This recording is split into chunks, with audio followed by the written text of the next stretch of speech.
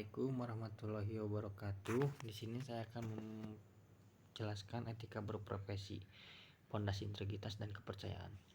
Etika berprofesi adalah landasan moral yang membimbing setiap individu dalam menjalankan tugas untuk tanggung jawab di dunia kerja. Lebih dari sekadar aturan atau kode perilaku, etika berprofesi membentuk integritas pribadi, membangun kepercayaan publik, dan menjamin keberlangsungan profesi itu sendiri. Dokumen ini akan menjelajahi berbagai aspek etika berprofesi, mulai dari prinsip dasar hingga tantangan kontemporer, serta signifikasinya dalam menciptakan lingkungan kerja yang bermartabat dan produktif. Mengapa etika berprofesi itu penting? Yang pertama itu membangun kepercayaan. Etika yang kuat menumbuhkan kepercayaan antara profesional, klien, dan masyarakat. Menjaga integritas. Karena etika memastikan setiap tindakan dilandasi oleh kejujuran dan prinsip moral yang tinggi. Meningkatkan reputasi. Profesi yang menjunjung etika akan dihormati dan dihargai semua pihak. Tanggung jawab sosial. Profesional diharapkan berkontribusi positif bagi kesejahteraan masyarakat. Prinsip dasar etika profesi. Kejujuran dan integritas. Bertindak transparan, tidak menipu informasi, dan menjaga janji. Objektivitas keadilan.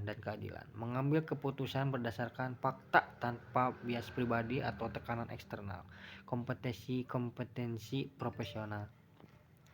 Senantiasa meningkatkan pengetahuan dan keterampilan agar dapat memberikan layanan terbaik. Kerahasiaan, melindungi informasi pribadi klien dan atau perusahaan dan tidak menyebarkan tanpa izin.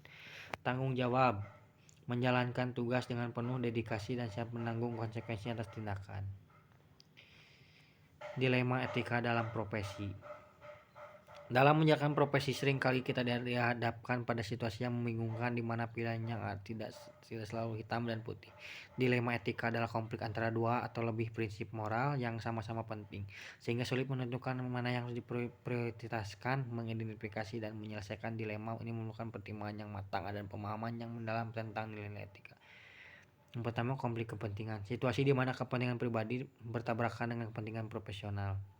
Tekanan atasan atau rekan, tuntutan untuk melakukan sesuatu yang bertentangan dengan etika pribadi atau profesi.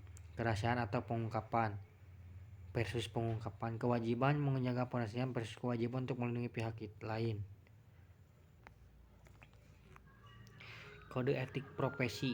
Kode etik profesi adalah seperangkat standar tertulis yang merinci harapan prinsip perilaku yang harus dipatuhi oleh anggota suatu profesi. Kode ini berfungsi sebagai panduan melindungi kepentingan publik serta menjaga martabat dan kualitas profesi. Setiap profesi memiliki kode etiknya sendiri yang disesuaikan dengan karakteristik dan tantangan unik di bidang tersebut. Panduan jelas, memberikan batasan yang jelas tentang perilaku yang dapat diterima. Perlindungan klien, menjamin bahwa klien akan mendapatkan layanan yang etis dan berkualitas.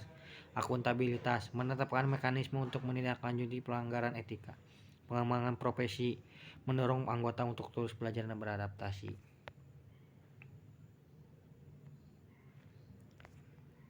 Etika dan teknologi. Revolusi teknologi membuat tantangan etika kompleks dalam dunia profesi. Isu-isu seperti privasi data, bias algoritma dalam kecerdasan buatan, keamanan cyber, dan penggunaan teknologi dalam pengambilan keputusan menuntut profesional untuk memiliki pemahaman etika yang lebih mendalam. Kode etik perlu terus diperbarui untuk mengakomodasi perkembangan pesan ini. Privasi data, melindungi informasi sensitif di era digital. AI dan otomatis memastikan algoritma adil dan tidak bias. Keamanan cyber, menjaga sistem data dari serangan. Etika digital, perilaku profesional dari platform daring. Peran pendidikan etika.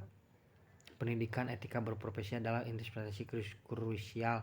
Ini bukan hanya tentang menghafal Al-Quran, melainkan tentang mengembangkan penalaran moral, empati, dan kemampuan untuk menghadapi dilema etika dengan bijaksana. Melalui studi kasus, diskusi, dan mentorship, calon profesional dibekali dengan alat untuk membuat keputusan bertanggung jawab. Pengenalan teori etika, memahami berbagai kerangka kerja etika. Diskusi dan refleksi, membangun penalaran moral kolektif. Analisis studi kasus, menerapkan prinsip etika pada skenario. Mentorship dan pengalaman, belajar dari profesional berpengalaman. Membangun budaya etika di organisasi. Etika tidak hanya tanggung jawab individu, tetapi kolektif organisasi memiliki peran penting dalam menciptakan dan memelihara budaya yang kuat,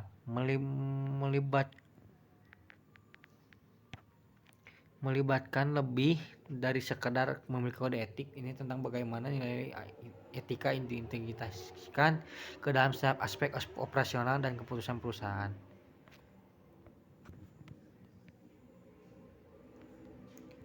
Etika berprofesi di globalisasi.